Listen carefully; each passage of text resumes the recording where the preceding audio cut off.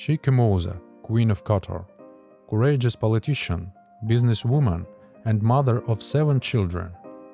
She was destined to stay at home and wear a burqa, but she did not put up with the state of affairs. Sheikha Mouza broke all stereotypes about Oriental women. How did the prisoner's daughter become the most powerful woman in the East? How did she manage to outshine her husband, become a fashion icon, and save 10 million children worldwide? Subscribe to the channel and give us your likes. Let's get started. Over the last couple of decades, Qatar has become one of the most liberal Arab countries. This has especially affected Qatari women, who now have the right to vote, drive a car, and dress less strictly than in neighboring Muslim countries. They are now able to hold high positions in government on an equal footing with men. And not only the male ruler is behind this miraculous transformation of the country, but also his amazing wife, Sheikha Mouza. That's why in 2007 Forbes magazine included her in the 100 most influential women on the planet. So how did she do it?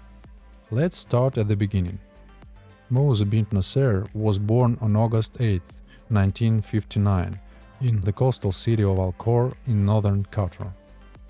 Her father was a successful businessman and politician who opposed the current ruler.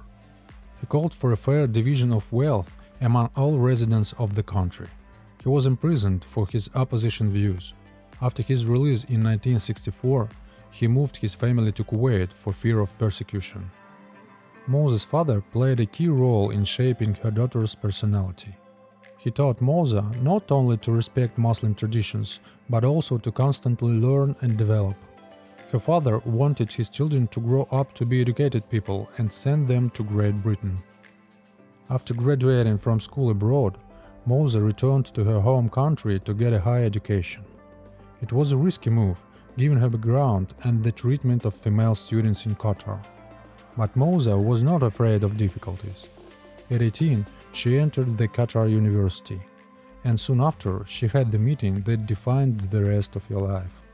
A smart and pretty student attracted the attention of the Crown Prince of Qatar, Hamad bin Khalifa Al Thani. However, it was not easy to win her heart, because their fathers were bitter enemies. But Mouza realized that Hamad was very different from the ruling sheikh. He had more progressive views and also wanted to change his country. Their common interests brought them closer together, and when the crown prince proposed to the daughter of her father's enemy, she couldn't refuse. So Sheikha Mouza became part of the royal family of Qatar. In the next years, she learned all the details of palace etiquette, gave birth to 7 children, and even made friends with Hamad's 2 other wives. It seemed that Mouza became one of those Muslim women who are fated to spend their lives behind the back of her husband. But it wasn't like that. First of all, Mouza continued her studies. She graduated from 5 universities in different fields. Even then, the crown prince began to distinguish Mouza from his other wives. He admired her wisdom, courage, and hard work. Moreover, Hamad even began to listen to her opinion, which is highly unusual for Arab families. Many historians and journalists believe that Mouza played an important role in what happened in Qatar in 1995. At the time, the public support rating of Qatar's ruler, Sheikh Khalifa bin Hamad Al Thani, was shaken. So his son decided to take the moment to lead the country to prosperity. In the summer of 1995, when the sheikh went on vacation to Switzerland, his son Hamad declared himself ruler of Qatar. It was a bloodless revolution that opened a new page in the state's history. When Khalifa bin Hamad found out about the coup, he publicly disowned his son and made an unsuccessful attempt to return power. He lived in exile in France for many years and was able to return to Qatar only in 2004 after reconciliation with his son. The new ruler of Qatar, Hamad, introduced many economic and social reforms and approved a new constitution.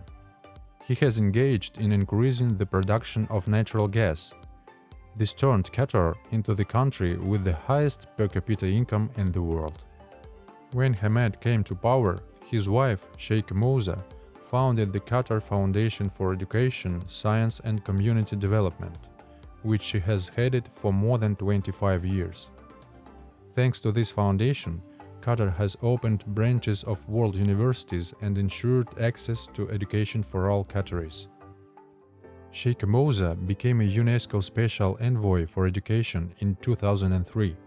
She also created the Education Above All Foundation, which has helped 10 million disadvantaged children receive an education. Sheikh Mouza has visited many poor countries. In Bangladesh, where there are constant floods and the population is very poor, floating schools have been realized. They serve the dual purpose of serving as a school bus and a classroom for learning. The children were incredibly happy to learn. After all, their parents didn't have such an opportunity. In the Gaza Strip, she saw the hard life of people with constant shooting and parents worrying about their children every time they go to school. In Kenya, she visited a refugee camp where 168 children between the ages of 6 and 20 were being educated in a single classroom with no floor and no walls. For all these children and their parents, Sheikh Mouza was a ray of light in the dark. This amazing woman gave them opportunities they could never have dreamed of. Gradually, Sheikh Mouza became one of the most influential public figures on the East and received many prestigious awards. She accompanied her husband to international meetings and even made solo trips abroad, which the Qatari royal family women could never afford. In the Arab world, this woman is both admired and annoyed. None of the wives of the royals appeared as often in public as Mouza. Her elegant style and refined taste have charmed European designers. And Muslims never stop resenting the fact that she wears figure-enhancing dresses and covers her head with a turban, exposing her face and neck. Although many women in the Arab world see her as an absolute style icon. Her closet includes outfits by Chanel, Jean Paul Gaultier, Valentino, and other global brands. She designs her own fashion looks and doesn't use a stylist. Sheikh Mouza, as a wise woman, took care of her future in advance. As long as her husband led the country, she knew she was safe. The heir to the throne was Hamad's eldest son by his first wife. Mouza couldn't allow her years of work to be threatened, so she insisted that her husband change the candidacy of the future successor. In fact, Mouza persuaded him to make their son Tamim the crown prince, and the sheikh did take such an incredible step to please his beloved wife. In 2013, Hamad abdicated in favor of Tamim and left the political arena. However, Sheikh Mouza still continues to serve her country and the international community. There is no doubt that her son listens to his mother as much as his father did. Political analysts say she has managed to do something incredible, to create a de facto matriarchy in a patriarchal country. After her husband retired and passed power to his son, she is still considered one of the most powerful women in the country and in the world. How do you feel about Sheikh Mouza? Do you admire her or do you find her annoying?